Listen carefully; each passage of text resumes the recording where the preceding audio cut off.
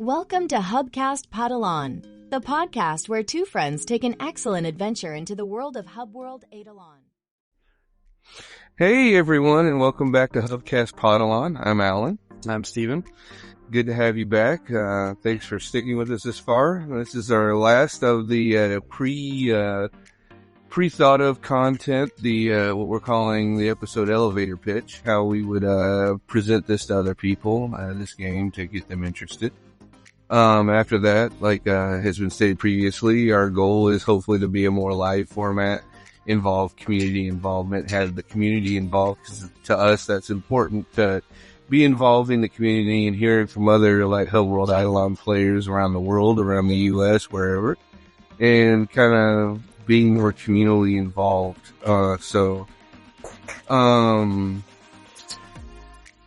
I guess, what are we up to going forward? Like I said, we're hoping that if this takes off and it's something that's desired, we'll do this communally. So that's one thing.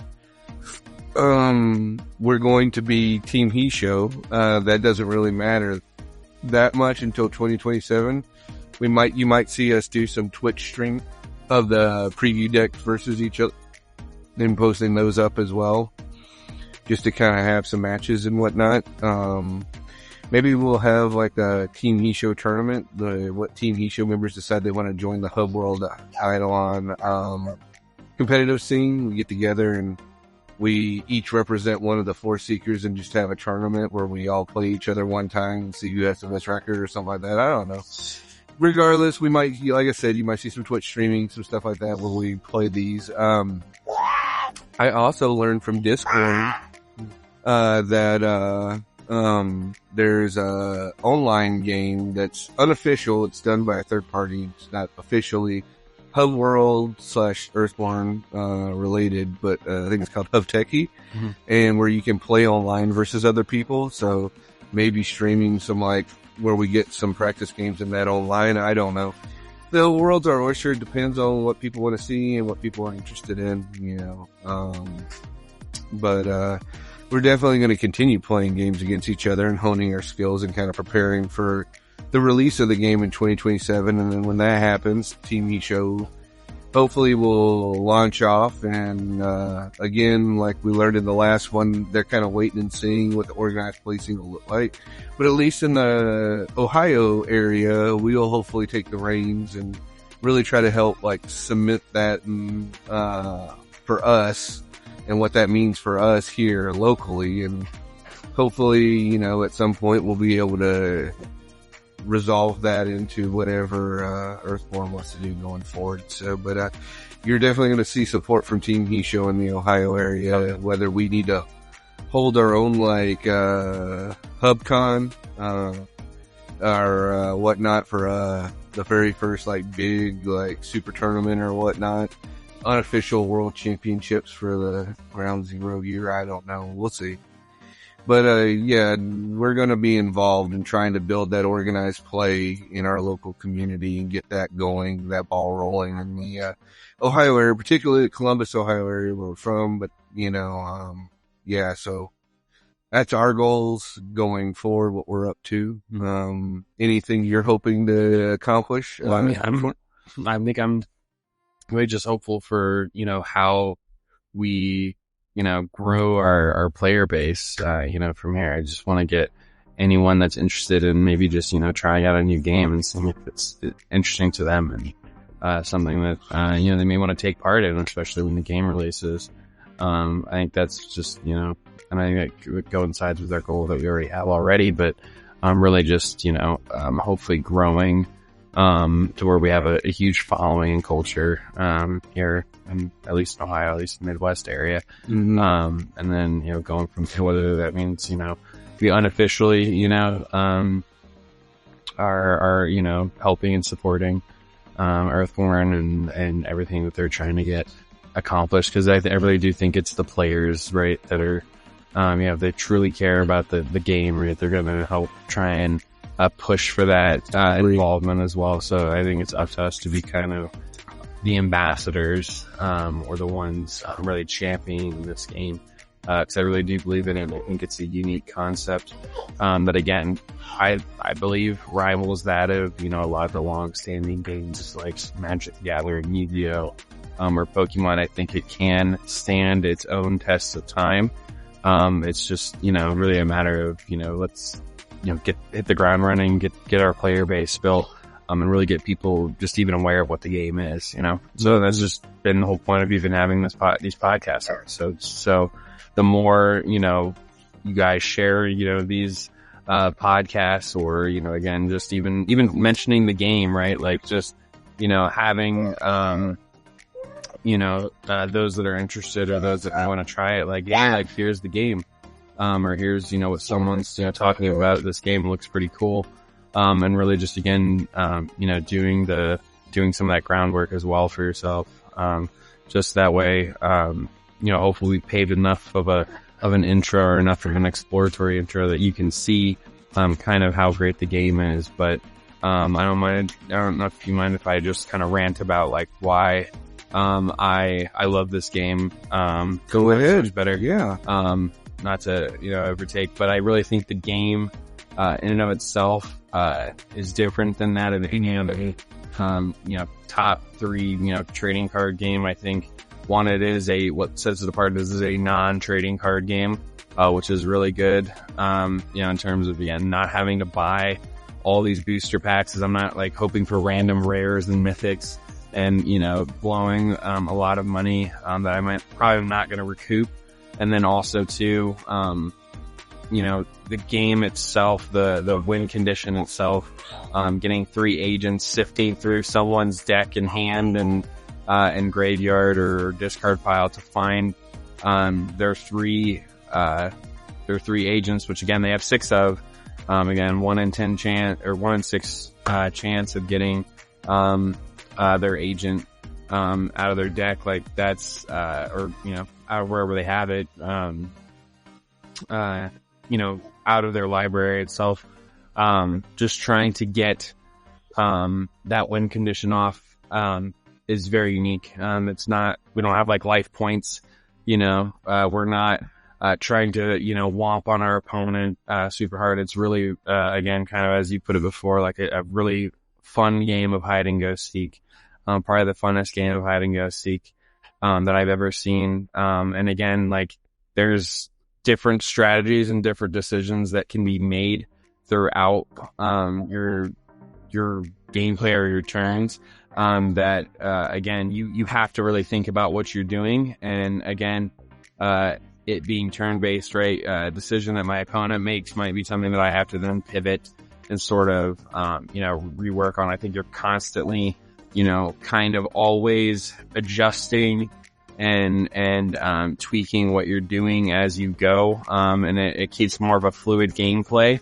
And I really like that. I think for me, it helps keep the game pushing forward, even if I am, spending an extra minute or two, playing the game, or thinking about my decision, before I make a move.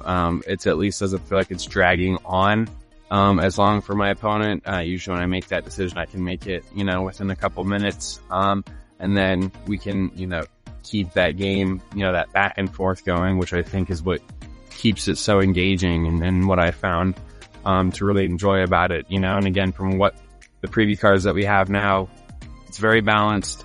I feel like you could win at any point just as much as I could win at any point, and it really is just a lot of skill based. And again, that's not to say there isn't luck there too, but I really like that there's alternate choices you can make, and there's a lot of different routes that you can take, whether that's drawing another extra card, whether that's gaining an extra shard, or what was the third? We're just playing a card, right? Just playing a card, staging a card. Yeah, staging a card. So like those 3 things, give you a lot of different flexibility in terms of what you plan to do long term, what you plan to do short term. And again, while you're also trying to be maybe offensive, you also have to think about being defensive. So, I don't know. I'm just, I know I'm kind of like ranting here, but it's such a well-balanced game and a well-made game, And again, with all the themes that tie into each faction and how those strategies play out, it just makes me really excited to see where this game is going to go, in the future. And I have real high hopes for it. So again, I believe in the game. I've already, me and Alan have both, backed, the game in GameFound, and, which is again, like their version of Kickstarter. First time I ever came across GameFound, but I really do enjoy, the game, and it's, in my opinion, worth the money.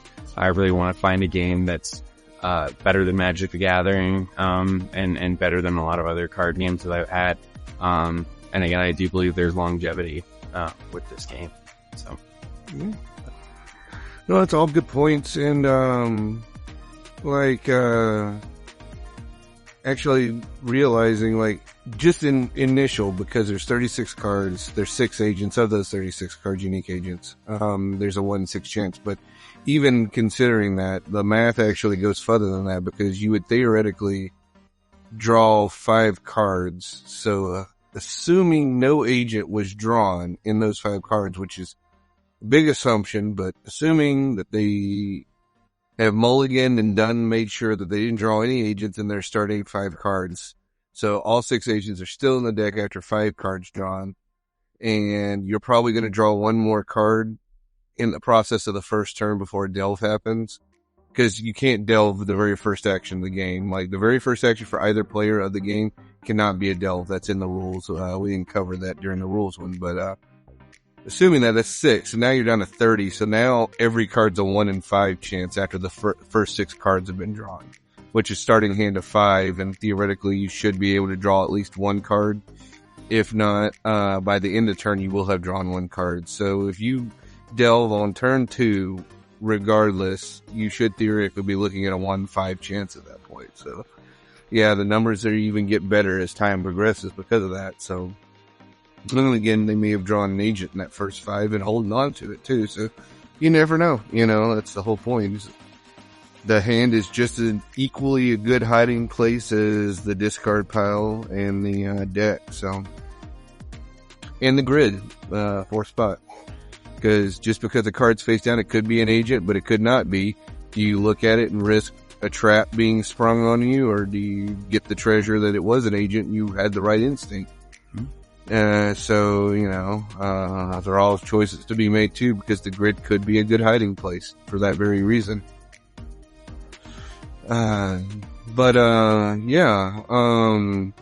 So our elevator pitches. I guess I will go first on this one. My elevator pitch is, depending on the person I'm talking to, if they seem to be, would first be to talk about the setting. Regardless, I'd talk about the setting, and if someone's watching me actively play a game, then I know they're kind of interested in the artwork and whatnot. So setting is definitely the way to go. Even if they're not talking about like a cyberpunk future setting and explaining like the basic lore that, you had these hub worlds and so on and so forth. We went over in the lower video, the basic historical setting that it finds itself in, where you start the game at. And if that interests them enough, because I feel like theme is important. If they're not like behind the theme, even if they like the mechanics of the game, it's a hard sell. You might love the mechanics of a game, but let's say you're a sci-fi guy and it's all taking place in low magic, basic medieval, like Knights of King Arthur time, and that doesn't interest you at all. The fact that you love the rules and the way the game plays is still a hard sell. And you're going to be hard pressed to really get into that game, because half of the game's theme isn't appealing to you. So I always like to put theme out there, the setting, to someone to make sure that that's something that they can get behind. If they seem enthusiastic about the theme, then again, if I'm playing a game, they're watching me play someone else, I can already start talking about mechanics just from what they're seeing. If not, I would explain the basics of mechanics, talk about like it's what you're trying to do and how you're going to do it. Not getting into too much detail. You never want to bog or overwhelm someone when they're making this decision.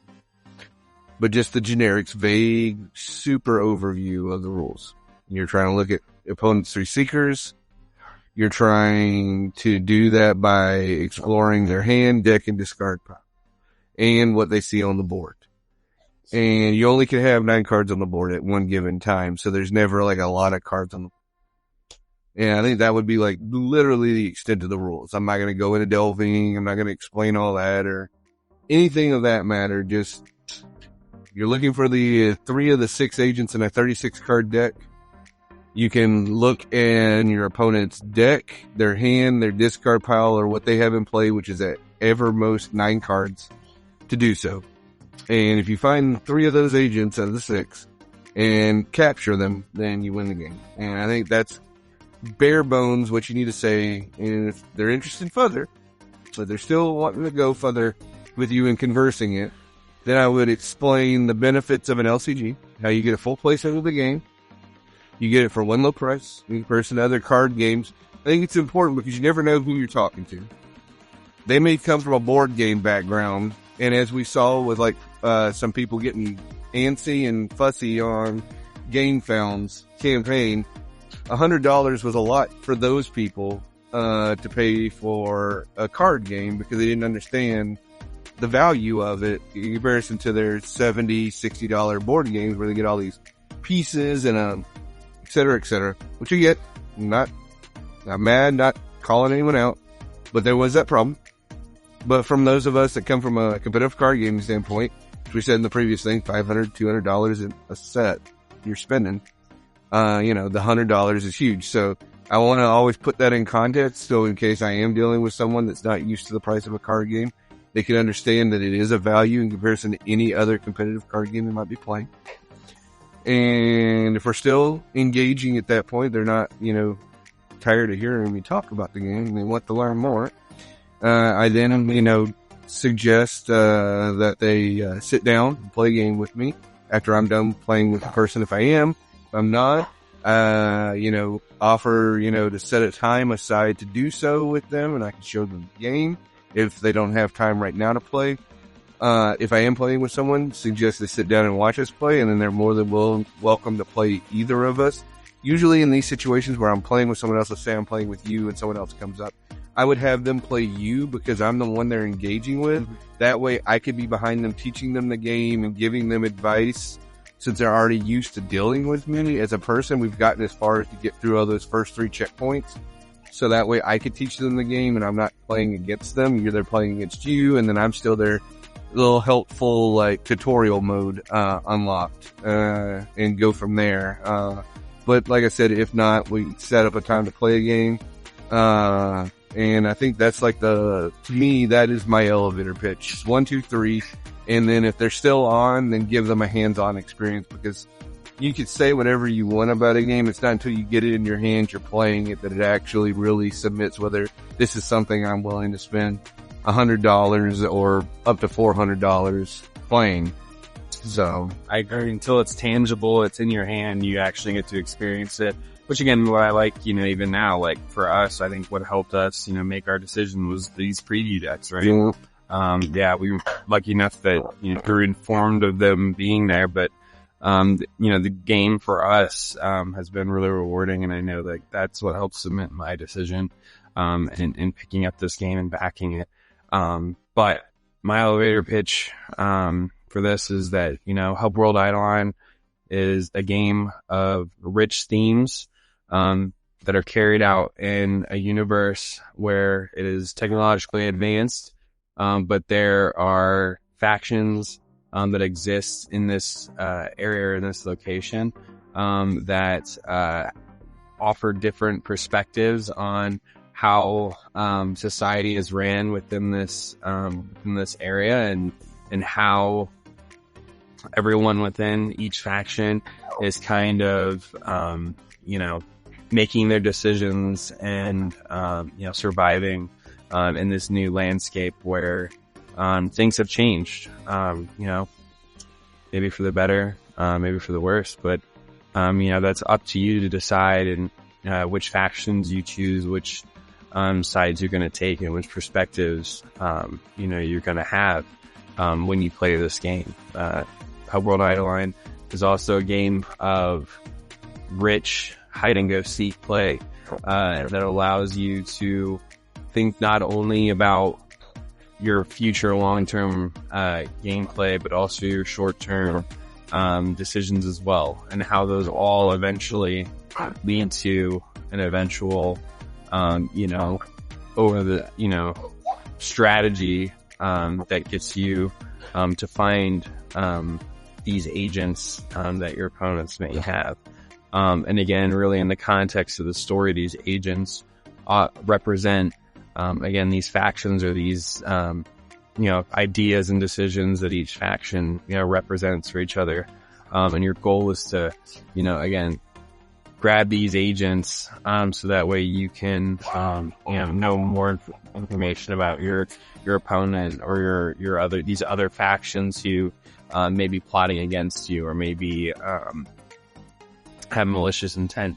And then I think with this, the game is also very non-aggressive in terms of, player experience. You are going to have a lot of fun finding, these agents. You're going to be playing a lot of, again, hide and go seek, because, as I've said, where, you're going to be looking under every nook and cranny, and, you're going to have a fun time doing it, while also that same person that's even maybe getting their hand looked at, or their deck looked at, or their, discard pile looked at, they're going to be just as surprised as what they turn over, when you are looking or delving into their stuff. So, and with that too, I think the, approach that I've always had when taking interest in a game is always getting that gameplay first. So again, with the same themes in mind, I would do the same thing. I would offer a good, gameplay experience where they're able to, one, not only see it, but also experience it for themselves, where they can play with maybe some guided help. And again, I think every good game is going to have a good player base, such as us, that, are going to champion this game and really, get you comfortable, with how to play the game. So that way, if you really do, enjoy this game, not only, do you, not have to play with us to play the game, right? You can then take this and carry this on forward, to other friends and family, that are also maybe interested in these card games. And again, the value that you get with it, from a non-trading card, game perspective is that you are going to be spending a lot more money or a lot less money, than you would, with any other card game, that's popular, and that exists out in the market. And then again too, you can also, be your own advocate. And again, that's what I think also too, what I want to implore, be your own advocate for, these games, right? We all are seeking community. And what better way to, enjoy, your time with each other than a game like Hub World Eidolon, where, again, I've never seen any other game have this type of strategy, with its own unique identity, such as this one. And, again, I implore everyone to, pick it up if they have an opportunity to do so, especially in 2027.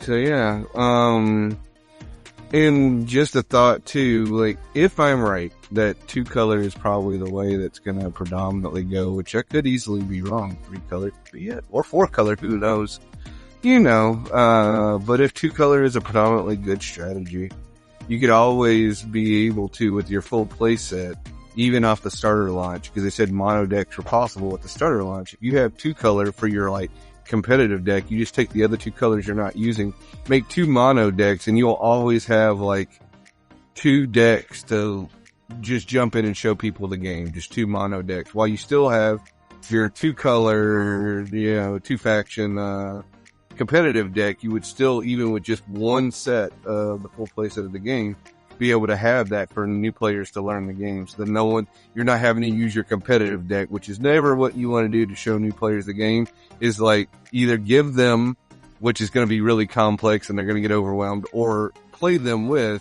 which is not going to be a good day for them, your competitive deck. It's better just to have two mono decks Yeah. and play together with them, so that way you're not creating any bad feels. Yeah, dilute it a little bit, water it down, keep the mechanics simple. So that way, again, they're at least getting their feet on their ground, and then eventually when they want to start, upping the ante, then we can kind of, go from there. They can go from there. So if two colors a thing, like I think it will be, that still gives every player the ability to have two starter decks to teach new players while maintaining their competitive edge, which would be a great thing. But, maybe I'm wrong. 3 colors could be a thing. If that's the case, that's the case. Nothing you can do about that, except buy a second set. But, that's your prerogative to make as a group. But, honestly, I think the game is so well balanced. Even if you had your competitive deck, it may not be as bad as it is for other card games to show a new player a competitive deck as their first game, because the game shouldn't snowball one way or the other. So theoretically, it should be still fine. We'll see. All speculation. Yeah. Yeah, I mean, anytime we, hear anything new, we'll be sure to, hopefully, have a video up whenever we have enough, intel to give an update. Definitely excited and definitely keeping our ears to the ground on any communications, that come up. So with any luck, they should come out once a month. So you should expect content from us monthly. Again, these first 6 were kind of pre-recorded with anticipation of seeing if this was something that would be viable and something that would resonate with the community. If it's not, oh well, no harm, no foul. When our egos aren't tied to this, we just want to engage with the community and be another voice out there. Hopefully to, champion this game as a team, as 2 players and 2 friends that really love this game. And as a very verbal and enjoying 2-year-old that loves to be near daddy and enjoy watching daddy and his friends sit here and yammer on in front of a camera for hours on end. So, we really do appreciate any feedback we get from these, positive or negative. It's fine, but you can't grow without a loss. We've already dictated our thought process on this throughout this first 6 episodes. Hopefully this is something, again, that resonates with you guys, as we've said before in other episodes, and that leads to maybe a more communal, community engaged podcast going forward. So thank you very much. This is going to be on our shorter side. It's going to be probably the shortest episode we've ever will do, especially if we're allowing people to get us on rants going forward for future episodes. So, but thank you guys very much. We really hope to be champions for this game, and we really hope to champion this game to its foregone conclusion, which we think is going to be a successful and very long-lived game. So. Absolutely. Thank you so much, guys.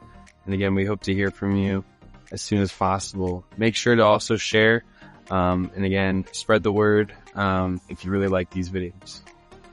Thank you very much, and have a good one, guys. Bye. Bye. Thanks for listening to Hubcast Padalon.